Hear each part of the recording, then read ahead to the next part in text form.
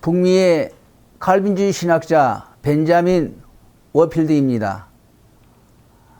칼빈주의는 바로 순수한 신앙입니다. 그러니 우리는 오직 순수한 신앙을 품어야 합니다.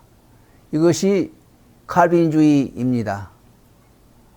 워필드는 프린스턴 신학교가 자유자들에 의해 재조직되기 전에 구 프린스턴을 최종 봉사한 탁월한 보수 칼빈주의 신학자였습니다.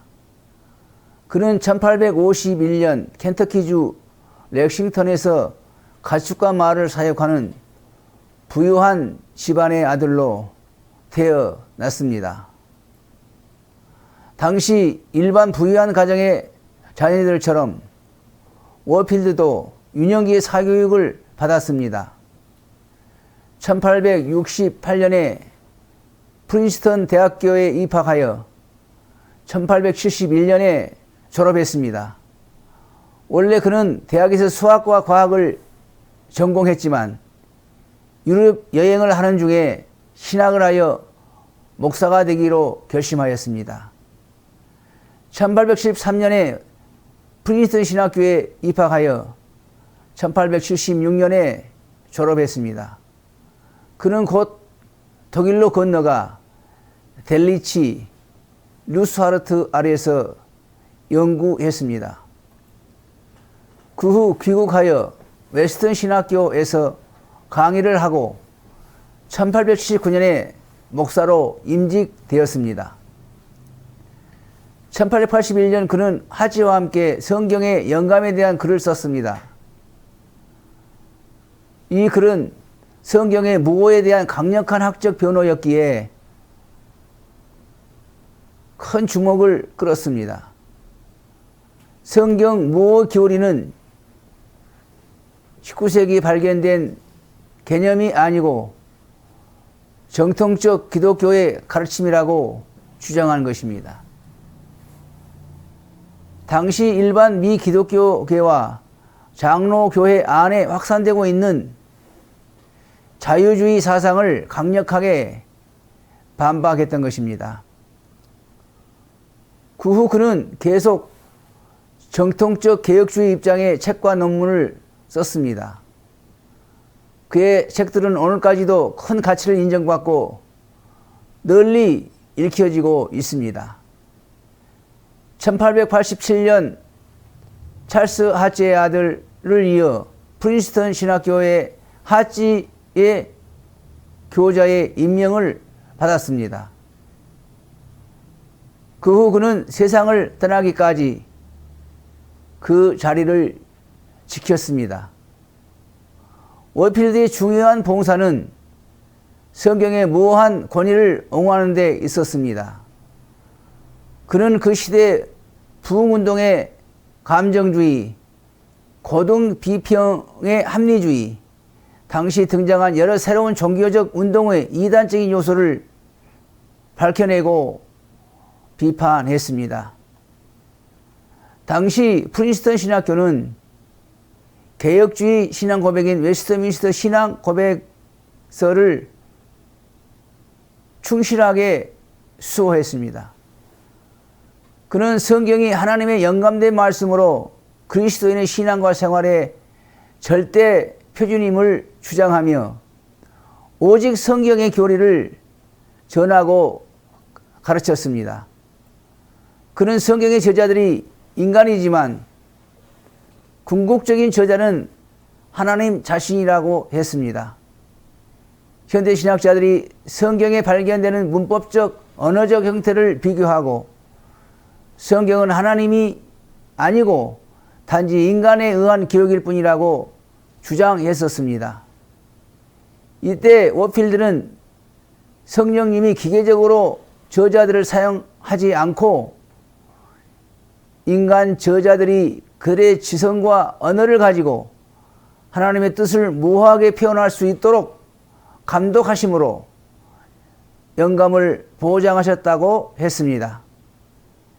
이런 접근은 많은 개혁파와 복음주의자들이 오늘도 따르고 있는 성경 영감에 대한 바른 견해입니다. 워필드는 당시 미국에 유행한 종교적 부흥운동에 대한 보수적인 비판자였습니다. 그런 부흥운동의 가르침과 체험의 강조는 성실한 기독교인들의 신앙을 위해서는 너무 주관적이라고 보았습니다. 그의 책 허위 이적에서 사도시대 이후에 이적은 그쳤다고 주장했습니다. 물론 워필드의 책은 20세기에 일어난 오순절 운동이 일어나기 전에 쓰인 것이었습니다. 워필드의 신학의 기조는 웨스트민스터 신앙 고백에 기반을 둔 칼빈주의에 대한 그의 집착에 있었습니다. 그는 16세기 개혁자들과 17세기의 신앙 고백 작성자들이 성경의 내용과 적용을 단순히 요약했었다고 믿었습니다. 그러나 현대 신학자들과 대중적인 인기를 끈 여러 부흥사들에 의해 주장되는 가르침은 저 신앙 고백적 진술과는 일치하지 않는다고 생각했습니다. 워필드는 지속적으로 나타나는 새로운 사고가 이런 신앙 고백을 결코 폐기시킬 수 없다고 주장했습니다. 오늘 또 전통적 칼빈주의자들은 그와 같은 입장에 동의하고 있습니다. 워필드는 그 시대의 프린스턴 동료들과는 달리 교회 정치에는 별 관련을 갖지 않았습니다. 교회 안에 보수적 신학을 강화하는 정치운동은 지지했지만 실제적인 과정에는 관심을 보이지 않고 미래의 장로교 목사들을 바로 이끌기 위해 프린스턴에서 가르치는 일에 전심을 쏟았습니다. 반트리 변증론의 영역에서 그의 영향을 많이 받았습니다.